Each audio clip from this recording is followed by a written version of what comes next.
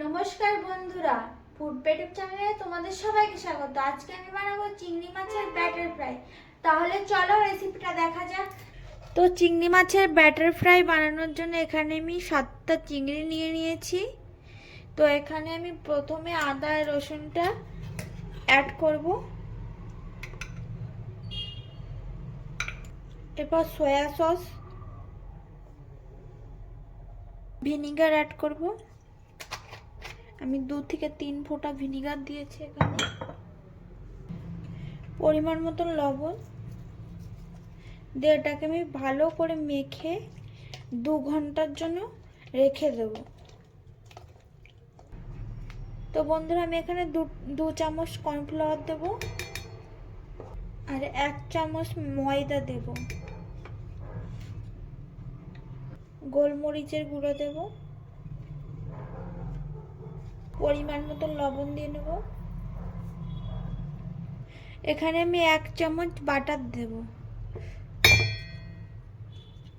এবার আমি এটাকে ঠান্ডা জলে মিক্সড করব।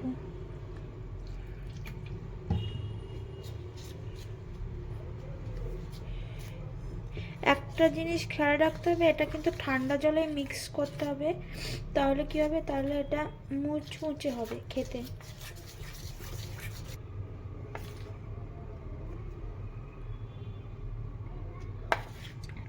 ব্যাটারটা ঠিক এমন বানাতে হবে। তো বন্ধুরা, আমি এখানে রিফাইন্ড অয়েল দিয়ে দিচ্ছি চিংড়ি মাছের ব্যাটার ফ্রাই করার জন্য।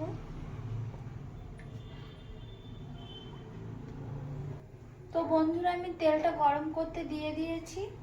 তো তেলটা গরম হয়ে গেলে আমি এখন গরম গরম চিংড়ি মাছের ব্যাটার ফ্রাই করব। এই যে বন্ধুরা, আমি চিংড়ি মাছটা 2 ঘন্টা রেস্টে রেখেছিলাম, সেটা আমি এখন নিয়ে এসেছি, দেখো। তো এখন আমি এগুলোকে চিংড়ি ফ্রাই করব, ব্যাটার ফ্রাই। তো বন্ধুরা, আমি লঙ্কার গুঁড়োটা অ্যাড করে নেব, তোমরা চাইলে দিতেও পারো, না দিতেও পারো।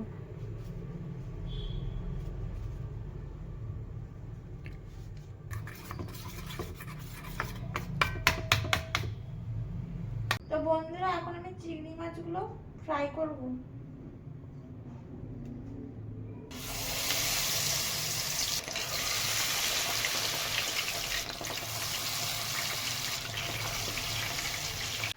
এইভাবে লো ফ্লেমে 5 মিনিট ফ্রাই করে নেব। 5 মিনিট হয়ে গেছে, এবার এই পিঠটা উল্টে দেব।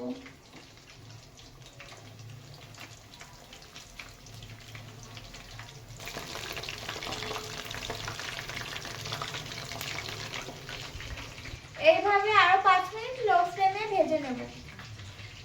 তো বন্ধুরা, আমি এখন প্রায় হয়ে আসছে, এখন একটু হাই হিটে দিয়ে একটু ভেজে নিয়ে তারপরে নামিয়ে নেব।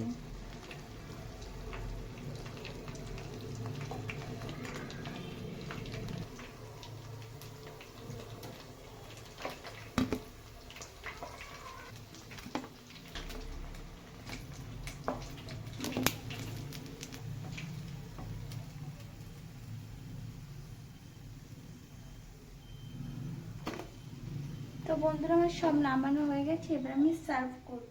আমি টেস্ট করে দেখবো কেমন হয়েছে। আর তার আগে একটা কথা, আজকে আমার বড়বাবু কাজে গেছে, তার জন্য ওকে আর টেস্ট করাতে পারলাম না, তো আমি আজকে টেস্ট করব।